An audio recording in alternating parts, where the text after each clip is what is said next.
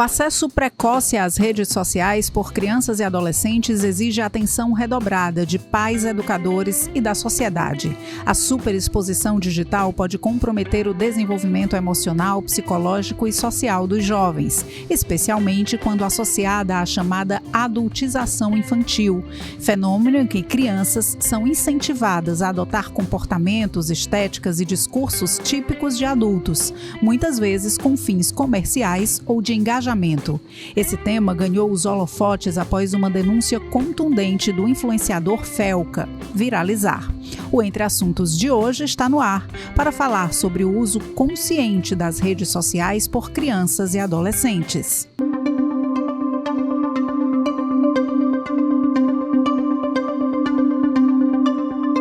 Para falar mais sobre telas, crianças, acesso a redes sociais e à internet como um todo, eu recebo aqui com muita alegria a Fabiana Vasconcelos, que é psicóloga e psicoterapeuta, psicanalista.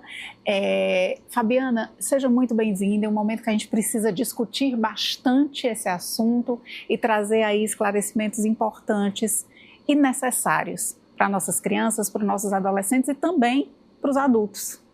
Obrigada, Elba, pelo convite. É uma honra estar aqui hoje para a gente bater esse papo sobre algo que está tão polêmico e participante da vida de todas as famílias de uma forma tão intensa e confusa. Né? A gente está confuso sobre o que pode, o que não pode, o que é, o que não é, a questão dos limites, o desenvolvimento. A gente pensa tanto na infância e na adolescência hoje, né? Então é um prazer enorme estar aqui hoje. Então eu vou começar logo com uma pergunta que eu acho que todo mundo quer se fazer, né? Existe um meio termo, existe um equilíbrio, é proibir, é deixar acessar, onde fica, qual é o lugar do pai, do responsável nessa relação entre crianças e telas?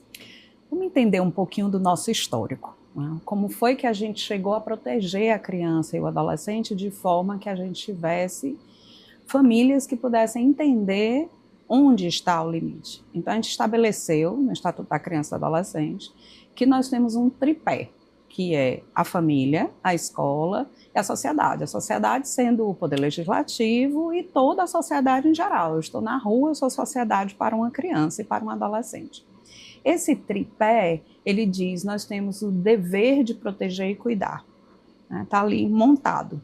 E a partir disso se estabeleceu uma série de regulamentações dentro do próprio estatuto, que a gente compreende o que é que pode e o que é que não pode. Então, até a chegada do advento da internet, a gente sabia muito concretamente, a gente conseguia dizer, a escola conseguia dizer o papel dela, a família conseguia dizer o papel dela, existia uma legislação, ainda existe, que apoia, sustenta e faz com que a família consiga exercer essa função de limite e equilíbrio.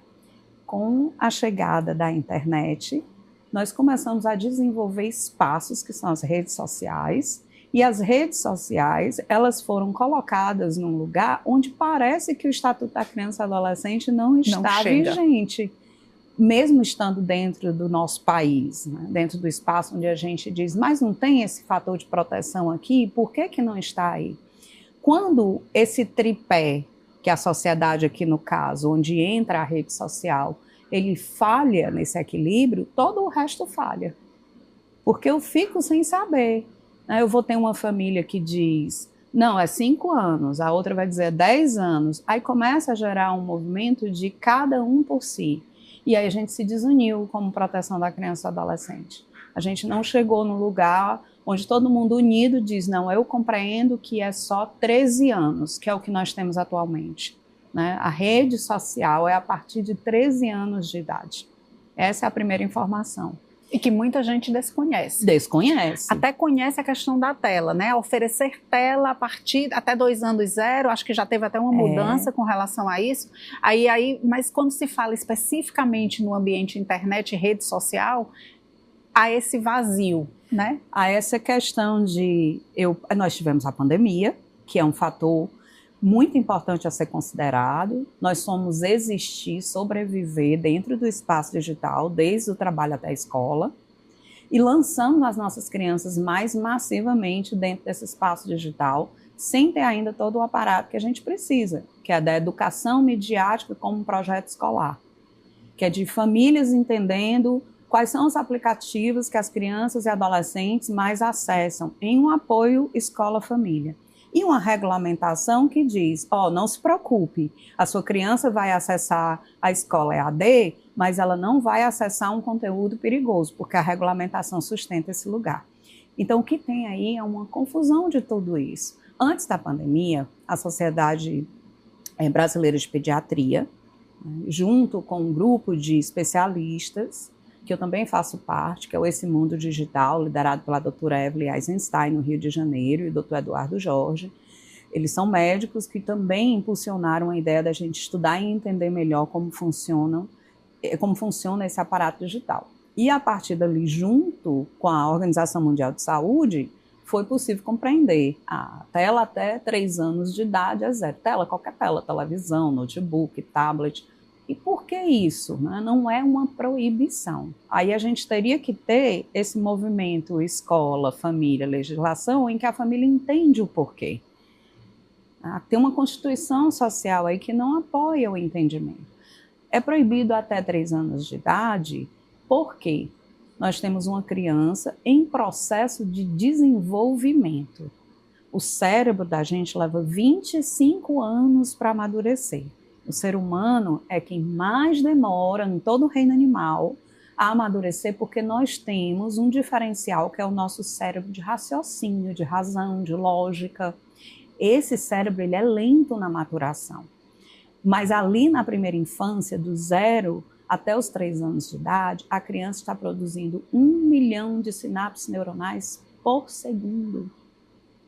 É brilhante o cérebro de uma criança. Ela num dia não levantava a cabecinha, no outro ela está suspensa e já olhando para o mundo. Num dia ela não andava, no outro, quando você olha, a criança está já ensaiando os passinhos no corredor. Tem uma velocidade muito grande. Nesse processo, a criança precisa experimentar o mundo. A tela ela não é experimentação, ela é passiva. Ela promove algo que tem uma animação rápida, de processamento muito rápido, onde ela não é interativa e a criança não entende qual é a troca com aquilo. Então, ela não gera o funcionamento no mundo, não tem todos os sentidos. A criança ela precisa usar os seus sentidos, a visão, a audição, o cheiro, o provar, a criança põe tudo na boca, pega a mãozinha, tem o tátil. O experimentar, né? O experimentar, porque isso é que vai fazendo com que esse desenvolvimento neuronal se construa de uma forma que ele se torne indivíduo, ser humano, para existir no nosso campo social. Então, a tela, ela não fornece nada disso. Se você pudesse escolher, tem uma criança aqui que passa 3, 4 horas numa tela aos 3 anos de idade, e uma outra que consegue ir para uma escola de tempo integral, que ela tem um pai e uma mãe descansada que consegue fornecer ali um tempo de qualidade, não é tempo em quantidade. Na qualidade, onde ela interage, onde ela consegue olhar no olho da criança, replicar sentimentos e emoções. O ser humano, nessa primeira fase, ele copia as emoções. Eu vou fazer leitura facial e eu vou entender que a alegria é uma expressão de troca amorosa. E eu só vou ver isso no rosto de quem cuida. Na prática, né? Na tela passiva, eu não tenho o rosto de quem cuida maravilhado que eu acabei de dizer, né? Aquele momento do pai e da mãe descobrir que seu filho lhe vê. Como é que a tela faz isso? Eu só gero humano quando o bebê se vê no olho de quem cuida. Nossa, isso é fantástico e eu acho que é o que falta também dentro dessa base do tripé que precisa se sustentar. Falta também, Fabiana, em algum momento, autoanálise, né, de cada pessoa, de cada cuidador, de cada instituição, de cada órgão, de cada pessoa que faz parte desse tripé, entender qual é o meu papel dentro dessa sustentação, de que forma eu contribuo.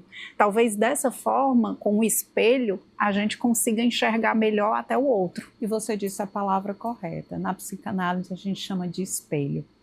A criança se desenvolve no espelho. Quem sou eu como espelho para as minhas crianças? Porque a gente tem um outro fator, não é só deixar a criança na tela, é a criança ver a família na tela. Eu vejo, meu pai e minha mãe estão mais dedicados ao seu tempo de tela do que a mim, do que me ver. Isso é espelhamento. Qual é o espelho que você tem em casa? Qual é o espelho que você gera nos seus filhos? Você já falou, Fabiana, de uma forma já bem incisiva, a questão do não poder e por que não poder. Mas se a gente caminhar um pouquinho mais, saindo aí das telas de uma forma geral e entrando nas redes sociais especificamente, que é absurda a forma de acesso de crianças tão pequenas a um ambiente tão suscetível de problemas e de conflitos e de todo tipo de pluralidade possível, benéfica e maléfica, e mais maléfica ao meu ver. Então, qual é a resposta para a mente de uma criança, para o desenvolvimento infantil, do acesso indevido e precoce a uma rede social? A rede social, a gente tem que lembrar que nós temos um acesso de todas as pessoas. Para pai e mãe compreender, assim, eu tenho um campo real onde eu tenho um acesso a um grupo escolar, minha criança vai para aquela escola, e eu conheço quem são alguns pais, algumas mães, as minhas crianças, a minha criança ou as minhas crianças interagem com aquele grupo físico. Tem a família concreta, às vezes tem um condomínio, ou uma rua, ou uma pracinha. Esse campo concreto, vamos dizer que eu tenho aí umas 30 pessoas de acesso, não é muito mais do que isso. Agora, quando você entra no mundo digital, você tem quase 200 milhões de pessoas. Então, a primeira coisa é um contato para além daquilo que eu identifico como um valor real. Todo mundo tem valores, as famílias têm valores variados, né, de conduta de vida, de conduta ética, de conduta moral, como é que eu vou educar, quais são os meus princípios de educação, o que é que eu quero que seja acessível ou não. Eu faço esse controle no campo físico. Se eu deixo a criança acessar um espaço onde milhões de pessoas podem publicar qualquer tipo de conteúdo, isso está fugindo imensamente à sua esfera de escolha. Você não está escolhendo, você está submetendo a criança a uma escolha de um mundo de milhões de pessoas. Como eu falei que ela é modelada ao longo do tempo, a criança é uma massinha, né? À medida que ela vai sendo exposta, ela vai ativando ali o princípio de existência. A tela, ela tem uma condução de um plano de negócios. A rede social é uma empresa. A gente tem que entender que aquilo não é um entretenimento gratuito, não é um jornal gratuito, não é uma comédia gratuita. Todo mundo que está ali dentro está vendendo algo. Ela está querendo que você consuma algo. Ela é uma grande loja de departamento. Eu entro numa loja de departamento, dessas grandes populares, ou então eu vou no centro e entro numa loja de vende tudo, e ali é a internet. Eu vou encontrar do balão de festa à panela, né? Eu vou encontrar todo tipo de negócio, todo tipo de vendedor. Né? Eu entro numa loja, o vendedor foi delicado, foi educado, eu entro na outra, ele foi rude. É esse mundo. A rede social é uma loja de departamento. Só que ela vende isso em altíssima velocidade. Então, eu estou aqui num processo que a gente chama dopaminérgico. Cada vez que o nosso cérebro recebe algo que parece prazeroso, a gente libera um neurotransmissor chamado dopamina, que é popularmente conhecido como hormônio, ele não é um hormônio, da alegria e do prazer. Então, solta ali uma descarga de, que satisfação. E é um segundo, é um lampejo. E aí passou. Aí eu quero mais. Aí eu vou para o próximo. Aí chama a rolagem do feed. E nessa rolagem do feed, essa gratificação dopaminérgica, ela é tão pequena que eu não paro. E eu vou para o próximo, para o próximo, para o próximo. Aí quando eu olhei, eu passei 40 minutos de tela passiva e informações que eu não consigo nem concluir, porque a sensação de prazer ela acabou, e eu não vou concluir aquele vídeo. eu vou para o próximo, porque eu quero aquela sensação novamente. E a gente está falando de um mecanismo que é igual ao de uma dependência. Fabiane, agora me veio à mente uma comparação, que eu vou pedir a sua ajuda para elaborar essa comparação. Na minha infância, no tempo em que eu era bem criança, a gente assistia TV, né? E tinha os horários certos para assistir a TV, sim, e aí tinha um comercial no meio, e aí eu tinha que esperar o dia seguinte para entender como era que aquela historinha, qual era o próximo episódio, qual era a próxima parte, era tudo muito recortadinho. Essa coisa hoje, o que você me falou, me veio essa sensação. Isso vem para a vida real de uma forma de crianças ansiosas e que não tem espera, e que não tem paciência, exatamente, e que não tem tempo, e querem sempre o próximo e não conseguem assistir nada até o final, porque eu quero saber, eu quero ir para esse, eu quero ir para... É muita oferta, aí eu acho que veio essa conexão para minha mente, né? Muita oferta de muita coisa ao mesmo tempo e de forma desordenada e com conteúdos diversos, e que eu acho que o cérebro realmente ele não consegue acompanhar isso. Não, porque ele está focado somente em lhe dar aquele prazer instantâneo. Ele não está formando ali o que a gente chama o comercial, a espera para o próximo dia, que é a ideia de eu sustentar a expectativa, de eu sustentar a espera, de eu sustentar a ideia de que eu quero saber como isso termina. O que acontece também nos streamings. Eu entro em maratona. Isso. Né? Esse movimento, ele não é em busca de informação. Eu não quero saber a próxima notícia. Eu estou realmente sentindo uma sensação de prazer onde eu estou na busca daquilo. E aí a gente elimina a ideia do eu vou ler algo ou eu vou ouvir algo, eu vou ficar com aquela informação, eu vou entender o que aquela informação me causa, se ela me gera um tipo de emoção, e que emoção é essa? E o que é que eu faço com isso? Esse processo é lento. E a gente precisa disso para que a ansiedade ela é uma ferramenta existente. Nós precisamos dela para sobreviver.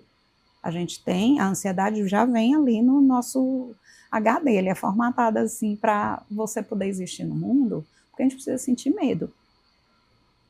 O medo, ele faz com que eu tenha noção do risco. À medida que nós vamos crescendo, nós vamos fazendo a avaliação de risco. Ele te protege, né? E te protege. Quando é que ela se torna algo patológico? É quando eu mobilizo a vida sempre num estado de alerta. Estou em alerta, estou em alerta, estou em alerta. Estou o tempo todo em alerta, estou o tempo todo buscando algo que não está ali, estou buscando algo que não está ali. E aí essa ansiedade ela vai se formando num lugar patológico. E aí quando eu retiro esses elementos, tanto que criaram dependência, como levaram a minha ansiedade para um lugar patológico, aí eu entro no adoecimento. Aí a gente entra nos adoecimentos de saúde mental que a gente vê tão fortemente hoje em dia, não só em crianças e adolescentes, mas em adultos também. Exatamente. É muito difícil você encontrar essa análise. O que a gente está fazendo aqui é muito importante para que as pessoas parem e pensem um pouco, porque é tudo tão automático e tão rápido que a gente às vezes nem consegue entender. A história lá que eu citei do comercial, existia o comercial, existia a venda do produto, mas é como se hoje essa venda tivesse dentro do conteúdo, misturada, e ela entra de uma forma automática na mente da gente. É como se você achasse, não, mas eu vou pular aqui o comercial, mas o comercial está ali dentro. E pior ainda, atualmente, as plataformas, principalmente utilizadas por crianças e adolescentes no Brasil, elas são e-commerce. Então, não é que eu vou ainda sair da plataforma e buscar numa plataforma de compras aquele produto. Eu posso clicar lá mesmo para comprar o produto. A gente pegou toda a ideia do criança e consumo, que a gente tem também pré-estabelecida no Brasil, que reforçou, inclusive, que tipo de comercial se passava num programa infantil, ou se eu assistisse a sessão da tarde no meu filme, a propaganda era adequada para a audiência da sessão da tarde. Se eu assisto a novela das 9, a propaganda é adequada para quem está assistindo a novela das 9. Na rede social a gente não tem isso. E estimular o consumo na criança é modelar a nossa existência a partir do ter. e não do ser. Quando eu faço isso, eu crio estados depressivos. E a gente entra em uma questão que impacta meninas e meninos. Nas meninas, a gente está vendo um crescimento muito alto da dismorfia corporal, que é eu não me aceitar, meu cabelo não é bom, a minha pele não é boa, o jeito que eu me visto não é legal, o meu corpo precisa melhorar. E nos meninos a gente vê o crescimento da cultura incel, que também vai pela mesma esfera. Se eu não for bonito o suficiente, se eu não for alto o suficiente, se eu não for masculino o suficiente na definição do que eles chamam, e ele vai no lugar da criança se experimentar no mundo para se tornar alguém, ela vai recebendo isso de informação e consumo pelas plataformas. Os espelhos estão bem distorcidos, né? Pronto, você usou a metáfora correta, é um espelho distorcido. E dentro disso vem, você só é adequada e pertence se você tiver a maquiagem tal, se você tiver a roupa X, se o seu cabelo for assim, se você ouvir a música tal, se você pensar, porque ela vai desde o produto em si até a forma de pensar. Então, a Austrália, que finalizou agora uma lei onde ela proíbe o uso de redes sociais até os 16 anos de idade, porque ela acredita que as crianças e adolescentes não estão mais sendo espelhadas em suas casas, pelas condutas e valores de suas famílias, de suas comunidades, dos seus coletivos, e sim pelo que a rede social decide que vai vender para ela. E o que a gente sabe é que a rede social, sem as regulamentações, estão vendendo qualquer coisa. É um livre comércio. Qualquer coisa de qualquer jeito, de né? qualquer jeito. Fabiana, se a gente sair agora de uma posição de consumidor passivo e quando a gente entra numa vertente de que essas crianças passam a produzir conteúdos espelhadas nesses estereótipos e nessas colocações que você trouxe agora, o quão grave isso é? Então, a criança, ela não quer produzir nada. A palavra produzir é capitalista. A criança quer viver. A criança quer estar no mundo. Ela quer ser amada. Esse é o desejo fisiológico da criança. O olhar, eu adoro a metáfora do parquinho que tem nos livros da Françoise Doutor, que é uma psicanalista francesa. Ela definia a criança existir, ela está brincando no parquinho e o tempo passou e ela diz, cadê minha mãe? Aí ela olha, tá ali. Aí ela se acalma. Eu preciso do outro para existir. É isso que ela quer. Eu estou cuidada, eu estou protegida, segura, eu estou amada, mas eu posso brincar. Eu subo, eu desço, eu vou no escorrega, eu vou no balanço, ela está experienciando e sentindo o mundo em todas as suas texturas. Quando eu vou para a ideia de produzir, eu coloquei a criança dentro de um sistema que convoca o trabalho. O trabalho infantil é contra a lei. Criança não produz. E se ela está como criadora de conteúdo, ela está sendo conduzida por um adulto. E aí ela está espelhando esse adulto, que está dizendo para ela que bom mesmo é ela participar de um mundo onde ela é vista por estranhos. Então ela vai produzir conteúdo em nome de um capital. A família pode até ter começado ali com algo de brincadeira, ou a criança fez algo engraçado. A criança é engraçada. A criança, no momento de descoberta, ela diz coisas incríveis. Ela diz frases fenomenais. Então, em algum momento, eu capturo aquilo e eu lanço nas redes sociais e aquilo ganha tração. E aí o famoso viraliza. Aí viraliza. Aí talvez essa família olhe e não veja como um simples momento digital. Ela fale, isso aqui pode ser algo onde eu vou vender publicidade, né, gerar às vezes é até extra, não é o principal da pessoa, mas eu vou utilizar esse ser criança para gerar capital. A gente está falando de uma peça na máquina capital. A criança Fabiana, não é isso. olha como as coisas vão se escalonando. De repente, é o acesso à tela em um momento indevido, que ele evolui para um consumo de conteúdo também indevido, e de repente, desse consumo, a criança passa a ser protagonista daquele espaço, fazendo trocas também indevidas, e aí escalona para uma situação que chega a ser absurda. O cuidador que deveria cuidar e não permitir que essa coisa chegasse onde chegou, passa não só a permitir, como a incentivar. Sim. E aí A produzir. A criança vira um conteúdo, uma coisa embalada num pacote e vendida na internet. Vira um produto. Então é algo que as pessoas vão deixando, e isso começa justamente de uma forma, muitas vezes, outras não, pode ser intencional, e a gente sabe que existe esse outro lado, de já começar com uma intencionalidade, como Sim. tem casos aí absurdos, mas muitas vezes ele começa... Não, foi uma coisinha legal, vou botar aqui, de repente fica engraçado e todo mundo visualiza e eu quero mais e mais. Isso chega num campo que é muito difícil de você ter um controle disso, e como é que se faz quando chega nesse absurdo? Tem como reverter isso, Fabiana? Como reverter em que sentido? Quando você chega num ponto em que a criança está nesse lugar, o que é que eu faço? O que é que eu posso fazer enquanto cuidador? O que é que eu posso fazer enquanto sociedade? O que é que a legislação pode me garantir? Como é que eu reverto, que eu rebobino esse filme? Tá. A gente não consegue voltar no tempo. Não tem rebobinar a formação de identidade, caráter e pertencimento de uma criança. Eu vou precisar reconstruir a narrativa. E geralmente ela é feita a partir de um processo de tratamento.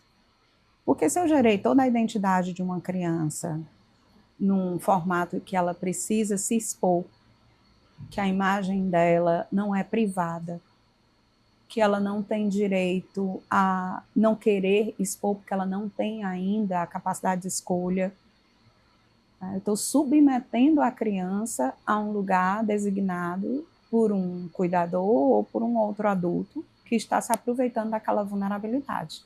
A criança é ser vulnerável. Então, eu estou moldando aquela criança para pertencer dentro daquela existência. E ela vai ter uma identidade que é vinculada totalmente a isso. Só que a gente só forma seres humanos saudáveis se eu, como sujeito, indivíduo particular, eu inclusive me desvencilho daquilo que é esperado do meu pai e da minha mãe de mim. Tem algum momento ali na adolescência que a gente olha para a turma de casa e diz: discordo de tudo que essas pessoas pensam e fazem. E esse momento é necessário para que eu me descubra. Pode ser que lá na frente ele diz: não, meu pai estava correto, a minha mãe é que tinha razão. Eu retorno a ponderar sobre aquilo que era colocado. Mas primeiro eu me desvencilho daquilo. Eu entro no desamparo. Se eu estou somente a serviço do outro, onde é que está a subjetividade da pessoa? O sujeito único de desejo. Você foi criado para ser produtor de conteúdo, mas eu quero ir pastorear ovelhas lá em Minas Gerais. Não quero ser produtor de conteúdo. Quando é que esse desejo entrou aí? Como é que ele pôde ser ouvido? A criança só era a serviço de... Então, ela se perde como sujeito, e a ausência desse desejo inicial da criança é o maior formador de depressões profundas. Então, eu vou chegar no campo patológico, e se um adolescente chega nesse adoecimento, como a gente sabe que vários produtores de conteúdo chegam, ele vai precisar restabelecer um caminho de saúde mental. E aí, muitas vezes, a gente encontra pessoas em um estado de adoecimento, pessoas públicas, muitas. E você olha assim e diz: nossa, mas como é que pode? Como é que isso aconteceu, né? Mas uma menina tão assim, ou um menino tão... Aí vem os julgamentos rasos de um problema tão profundo. Muito profundo. A complexidade de como um ser humano ele passa a existir como um ser funcional, que consegue produzir bem-estar para si próprio, ele depende de uma composição do outro. E a gente tem um outro fenômeno também nas redes sociais, que é a ideia do estar só. Se ame, não seja dependente emocional. Isso não existe. Eu só me amo a partir do outro me amando. O amor, ele não vem embutido. Ele é uma formação humana. Os seres cuidam uns dos outros para que eles consigam ser independentes. O ser humano ama. É verdade. Fabi, e aí a gente chega agora para um ponto do vídeo que viralizou, está aí, e que bom que viralizou, está Sim. aí para trazer esse alerta. Você é uma pessoa que tem um profundo trabalho voltado para isso há muitos anos, estuda profundamente em grupos de estudo, tem um trabalho científico embasado nesse aspecto, e a gente tem aí esse vídeo do Felca que trouxe uma nuance criminosa, vergonhosa, e que precisa, de fato, a gente conversava até um pouquinho antes, quando eu digo, nossa, a internet acaba que traz agora um outro lado, de forma tão viral quanto o crime é propagado, né? E que bom que isso aconteceu. Fala um pouco sobre isso e qual a sua visão desse fato, dessa circunstância tão grotesca que é essa exposição criminosa de crianças e adolescentes. Para você ver o impacto que os influenciadores digitais têm, né? São 10 anos de trajetória na busca de regulamentação e regulação de redes, de a gente ter verificação de idade de uma forma apropriada, de cumprimento da LGPD, e tem um grupo imenso de especialistas nesse país, de médicos, psicólogos, psiquiatras, pesquisadores, que vem falando isso há muito tempo. E um influenciador consegue isso no espaço de menos de uma semana. Então, se for para o bem, aí temos um lado positivo da internet. Que bom que ele denunciou. Nós temos um espaço, à medida que um campo não é regulamentado ou baseado em leis, alguém vai olhar e dizer, então tudo pode. Se tudo pode, eu vou aqui testando os limites do que eu posso fazer, até haver consequências, ou eu ser punido, e não está havendo consequências. Nós estamos pegando crianças, passando pelo processo conhecido como adultização, essa palavra ficou muito popular nessa última semana. O que é isso? É quando eu tiro a criança desse campo que eu falei inicialmente, do brincar, do se sentir cuidada, do explorar o mundo, de estar dentro da faixa etária dela. A gente sabe hoje em dia que a criança se desenvolve, a escola é formada dessa forma, primeiro ano, segundo ano, terceiro ano, porque ali a gente sabe que a criança é capaz de absorver aquele conteúdo entregue daquela forma. Quando eu retiro a criança desse campo e eu arremesso ela no espaço onde comportamentos e emoções são de adultos, eu estou adultizando a criança. Eu estou eliminando ali o processo natural e de cuidado dela poder atravessar todas essas etapas para escolher quem ela é no mundo, inclusive de como ela se coloca perante a sexualidade. Como esse campo aí foi sendo testado de sem limites, a gente agora vê algo que a gente pensava acontecer somente na Deep Web, que eram as camadas mais profundas da internet, em lugares que eram muito privados, grupos e comunidades fechados, para a gente ter agora ela na superfície de acesso a todos. E aí nós temos uma problemática imensa, que a adultização da criança, ela promove um lugar comum dos espaços de pedofilia. E isso é uma tristeza imensa. A gente antes desautorizava de uma forma muito veemente, a gente tem leis e punições para isso, e de repente eu posso pegar uma criança de 5 anos e colocá-la para dançar com roupas de banho, de piscina ou de mar. Eu posso fazer ela se expor sem a escolha, usando da sua vulnerabilidade, promovendo nela. Nós somos seres completamente sexuais no sentido de que o toque promove na gente emoção e excitamento.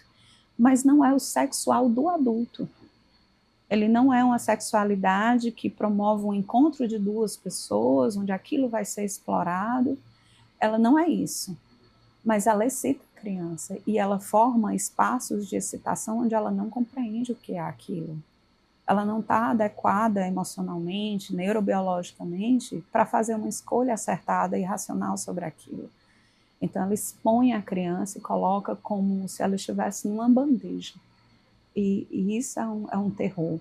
o efeito positivo disso é que rapidamente uniram-se todos numa missão de barrar isso. Então, teve esse lado muito positivo Você acredita que isso é possível e que vai ser colocado em... Se eu não acreditasse, eu já tinha desistido dessa trajetória. Aí, Fabi, me diz uma coisa, dentro dessa sua visão, agora para a gente trazer a entrevista para um lugar de o que eu devo fazer, sim, né, que são as perguntas mais simples, mas que no meio de todo esse contexto complexo, acabam se perdendo e ficando pequenininhas, quando na verdade elas são as respostas mais simples e as mais diretas, né?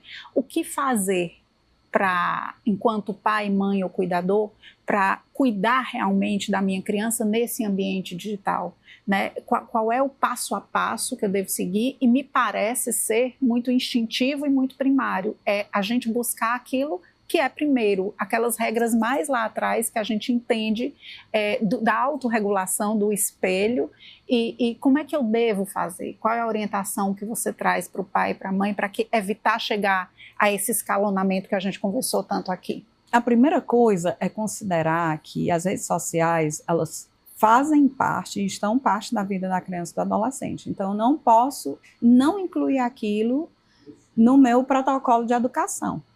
Que eu vou dizer como é que toma banho, eu vou dizer que horas dorme, eu vou dizer como é que come, que horas faz a tarefa de casa, que horas vai para a escola, e eu não vou falar da rede social? Primeira coisa, inclua. A criança, ela não é mais visitante do mundo digital. O mundo digital no pós-pandemia faz parte. As crianças têm uma presença e uma existência virtual. Onde a sua criança está existindo? Eu preciso saber.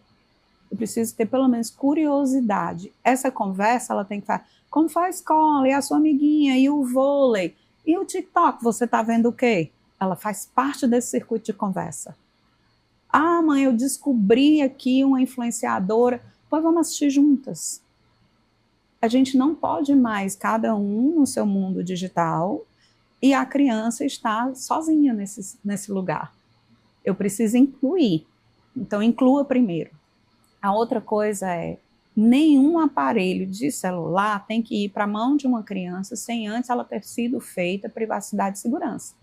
Não sei fazer. Vá na lojinha de assistência técnica e ele sabe fazer para você.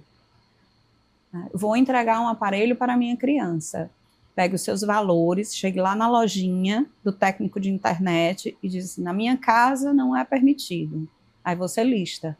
Agora faça isso aí dentro do celular, bloqueie isso, bloqueie aquilo, aí vem os valores. Outro bloqueamento, baixar jogos sem permissão, aplicativos de redes sociais são para 13 anos para cima, e com 13 anos eu ainda faço verificação de conteúdo.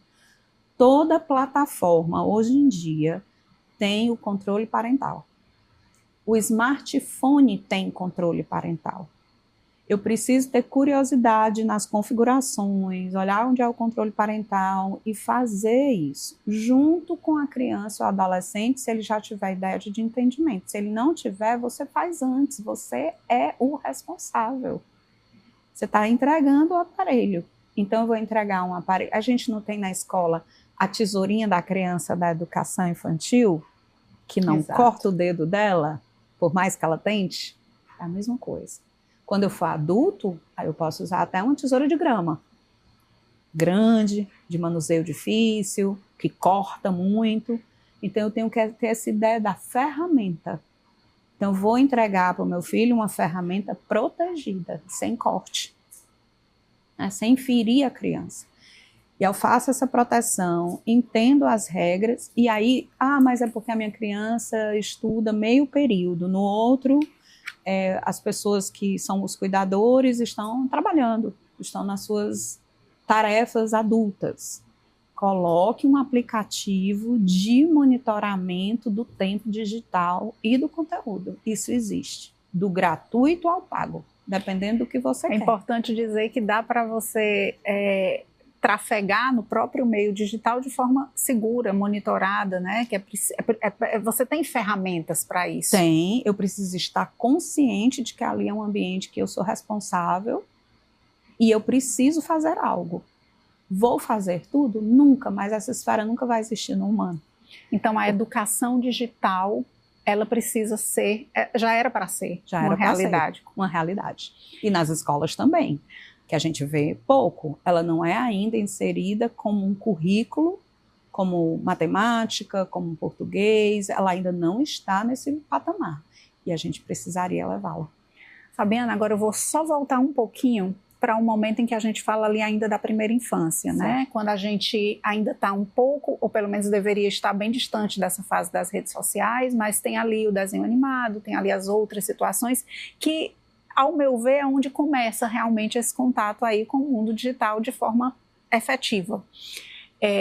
Queria que você falasse um pouco para os pais e cuidadores que lidam com crianças bem pequenas, né? Há hoje uma inversão muito grande, a gente até conversava um pouco sobre isso, de tipo, eu vou tirar o desenho e eu vou dar o quê? Né? Existe essa pergunta. E eu queria que você falasse hoje sobre a importância da criança ser criança. A gente falou da adultização, a gente falou do acesso indevido, eu queria que você falasse agora do quão importante é a criança ser, de fato, criança. Brincar, experimentar, fazer as coisas que uma criança saudável que vai se desenvolver plenamente faz. A primeira coisa que a gente entrou também, a palavra produzir, ela pareceu ser uma existência hoje em dia. Criança não precisa estar produzindo nada. Ela não precisa estar em estado de produção. Ela fez um desenho, ela montou uma casinha. Ela não precisa.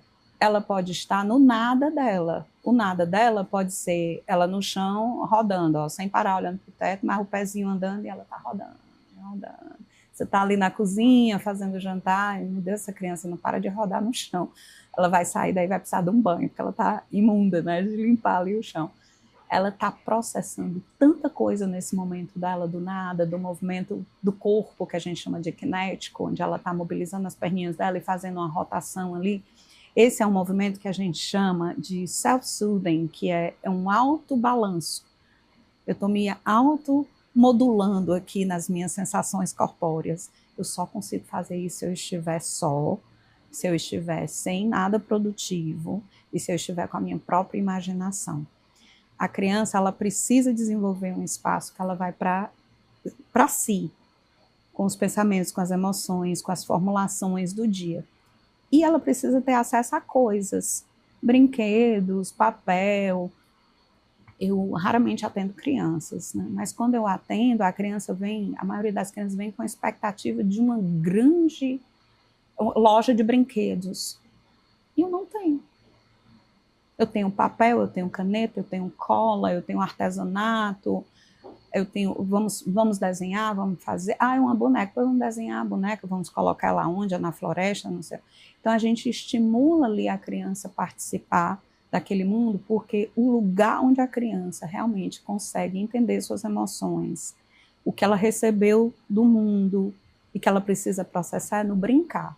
E esse brincar, ele não precisa ser sempre acompanhado. Eu posso e devo acompanhar a criança no brincar, mas nem sempre eu posso. Eu posso chegar em casa e ter que fazer um jantar, ter que lavar uma roupa, eu posso ter que terminar uma coisa do trabalho que é urgente. E aí a criança não pode estar no campo sozinha. Mas ela vai dizer mãe 50 vezes. Ela vai dizer mãe 50 vezes. É isso mesmo. Faz parte. Faz parte. Mas eu tenho que deixar ela existir nesse mundo. O que é que você pensou em fazer? Tem que ter uma pergunta.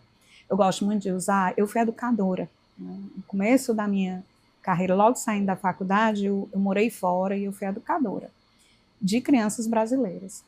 E estava sozinha com a turma de alunos e uma aluna veio e, professora. Aí eu olhei e disse, eu quero que você dê uma olhada na sala. Quantas pessoas tem? Aí ela, 19. Aí, quantas professoras? Aí ela, 1. Aí eu fiquei olhando, ela, entendi. E foi fazer a coisa dela. Quando eu concluí o que eu estava fazendo com o grupo, eu me levantei, eu disse, pronto. O que é que você deseja? Ela, não, já resolvi. Ela pegou massinhas, fez professores, e ela conversava aqui com o professor de massinha e ajudou a ela desenvolver e a pensar sozinha. Aí eu disse, ótimo, você ainda quer que eu leia com você? Ela, não, eu já descobri como é que faz. É isso. permitir que a criança mesma busque as suas soluções. E cria um espaço de reflexão. Né? Olha o que eu estou fazendo agora. Estou preparando o teu jantar. Né? E deixa o espaço do vazio para a criança processar o que aquilo significa. Porque a gente tem uma outra coisa aqui também acontecendo com a educação hiperexplicativa. Não, a mamãe não pode agora, ela está fazendo jantar, você tem que comer daqui 20 minutos, se você não comer... Aí eu vou o circuito todinho e a criança ela não processou nem 30% que você está dizendo. Ela entendeu só que você não vai atendê-la. Então deixa ela pensar por que o jantar, na hora que mamãe ou papai estão fazendo o jantar, ela precisa estar com os brinquedos, com o papel, no chão rodando, ou ficando de cabeça para baixo no sofá. Ela que tem que processar que existe o tempo dela e o tempo da família. Essa criança que é permitida passar por essas etapas e vivenciar tudo isso que você colocou, é verdade dizer que é uma criança que vai estar mais preparada mais na frente para entender esse mundo digital e conviver nele? Muito mais preparada, porque ela vai ter uma noção de si muito grande. O que eu gosto, onde isso me afeta, eu me irrito com isso. E aí a família nomeia também essas coisas. Ó, você está muito frustrada hoje, né? Olha o que é que você está fazendo. E eu vou nomeando isso. Fabi, e a maioria das pessoas perdeu esse time. Vamos trabalhar essa verdade. Ok. O que é que eu posso fazer para entrar hoje dentro de um circuito saudável? Se eu já não fiz todo o processo como deveria ser feito, se eu ultrapassei etapas, mas a gente sabe que a gente não pode voltar. Então, todo tempo é tempo de se resgatar e de se corrigir? Absolutamente. Como eu disse, o ser humano ele passa 25 anos para desenvolver o cérebro por completo, pelo menos com a informação de neurociência que a gente tem hoje.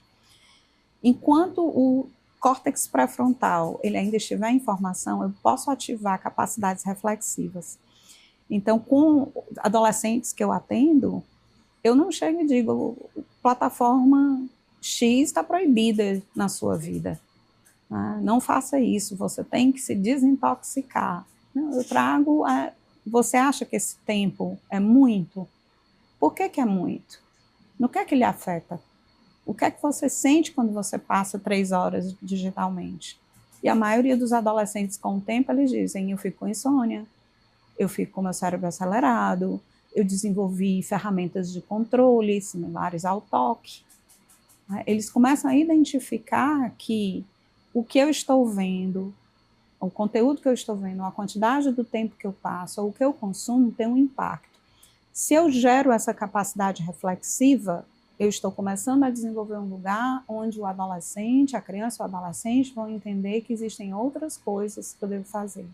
Alguns casos, mais rapidamente, outros nem tanto. E aí passam por tratamentos, às vezes, psiquiátricos, para a gente conseguir dar conta de modular todo esse impacto, né? Seja ansiedade, seja depressão, seja a formação de uma dismorfia ou de um toque, ou das ideias, que hoje em dia todo mundo tem um diagnóstico, a gente não precisa patologizar os comportamentos, a gente precisa entender por que aquilo aconteceu e o que é que a gente pode fazer para o bem-estar. E aí o adolescente ele pode identificar o que é que dá bem-estar para ele.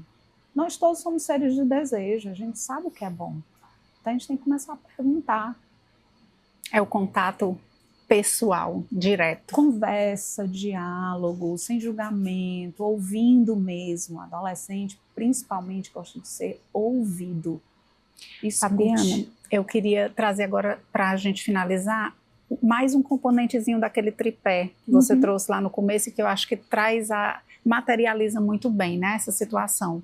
A gente falou dessa questão da legislação, né, das leis. Elas existem, elas estão aí, elas precisam ser melhoradas, elas precisam ser adaptadas a um novo contexto social, econômico, político, enfim, todo o contexto que a gente vive. E eu queria que você trouxesse, dentro de todo o seu estudo, de tudo que você trabalha, qual seria esse caminho? Né? Como é que você enxerga? Você já disse, olha, eu acredito que é possível e é por isso que eu estou aqui, que eu luto, que eu estou entregando a minha energia nisso. Traz essa sua posição de uma forma mais concreta e como você enxerga como esse tripé aqui da lei, da parte institucional mesmo, ele pode funcionar melhor. Como sociedade, nós entendemos muito claramente que as coisas que não funcionam bem, não geram bem-estar na gente, elas têm que ter uma medida comportamental. Às vezes só a medida comportamental resolve, como a gente tem a lei do cyberbullying, ela antes era só comportamental, ela agora é crime. A gente evoluiu. Foi de um lugar onde o cyberbullying, a criança e o adolescente iria receber uma medida comportamental da escola e da família, para é crime. Porque a gente percebeu que só essa medida não resolvia. Então a gente foi aí colocando outras camadas de proteção. Atualmente nós temos a Lei Geral de Proteção de Dados, nós temos o Marco Civil da Internet, que inclusive modificou o artigo 19 no Supremo, porque considerou que o Poder Legislativo estava negligente nessa proteção. São muitos anos.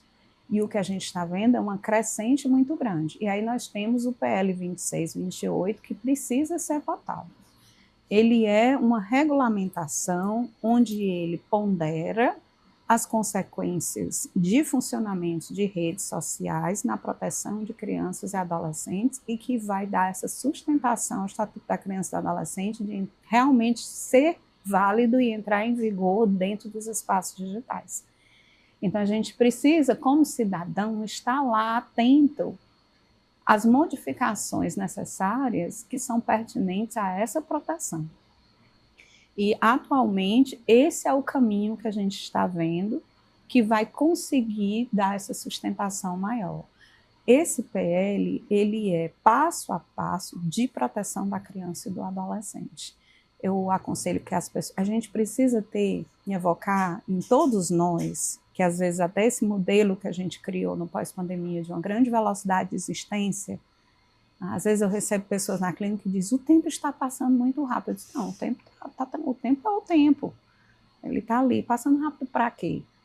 Então, tire o seu tempo para exercer um lugar de cidadão, de família, de pai, de mãe, de avô, de madrinha, de avó, e olhe o que é que protege. Participe, essas consultas são públicas. Eu posso ir lá e escrever, sou contra isso. Eu, como cidadão, posso dizer que item na lei não está bom.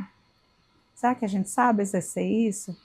Não? Eu acho que aí a gente tem que sair, nesse momento a gente tem que ser protagonista. Protagonista. De verdade, da vida real, digamos assim. E somos, né? Todo esse poder que a gente tem político e que nós escolhemos, os nossos legisladores, eles são servidores públicos. A palavra é essa. Se eles são servidores públicos, eles estão a serviço do nosso bem-estar. E eu tenho que cobrar. Se eu tivesse uma empresa e eu contratasse uma pessoa para fazer um serviço para mim, eu cobro se foi feito na hora, se foi feito direito, se tem prazo de validade, se tem uma garantia, se eu vou chamar de novo porque o serviço foi bom ou não, se chegou na hora. A gente, dentro de um modelo empresarial, a gente entende as coisas. Mas o serviço público é isso, só que ele é na esfera de proteger a gente para poder viver bem, para as nossas crianças poderem viver bem. Então, nós precisamos ser protagonistas, sim, que está a serviço da gente. Maravilha. Fabiana, eu saio dessa entrevista com uma sensação muito boa, no sentido de que ficou claro para mim, eu espero que fique claro para todas as pessoas que estão nos vendo, nos assistindo, que é muito você buscar cada vez mais essa relação pessoal, né? Essa conexão familiar, de amizade, de sociedade, é você se integrar de forma direta, o olho no olho. Ele não pode e não vai ser substituído por uma máquina, porque é impossível. Você colocou muito bem aqui que a leitura de emoções, o espelho, ele precisa ser aqui, né, na frente da gente. Então eu entendo que dentro desse enxurrada de informações e de questionamentos, se a gente parar e fizer essa reflexão de como eu estou me relacionando com o outro, seja com o meu filho, seja com o meu amigo, com o meu afilhado, com o meu vizinho, com o meu irmão, de que forma eu estou construindo essa relação consolidada, eu vou conseguir já dar um primeiro passo. Isso, eu chamo o resgate do coletivo. Maravilha. Fabiana, eu queria agradecer muito a sua participação. Você trouxe informações incríveis, valiosas, pertinentes e que vão deixar uma reflexão, que eu acho que é o mais importante. É que as pessoas parem e pensem, poxa, eu ouvi aquilo e aquilo me tocou, me incomodou de alguma forma. Então começa por aí, né? Muitíssimo obrigada. Eu espero sim que as pessoas comecem a expandir cada vez mais e participem cada vez mais desse processo junto com a gente. Muito obrigada e seja sempre muito bem-vinda. Obrigada. A gente fica por aqui e até a próxima.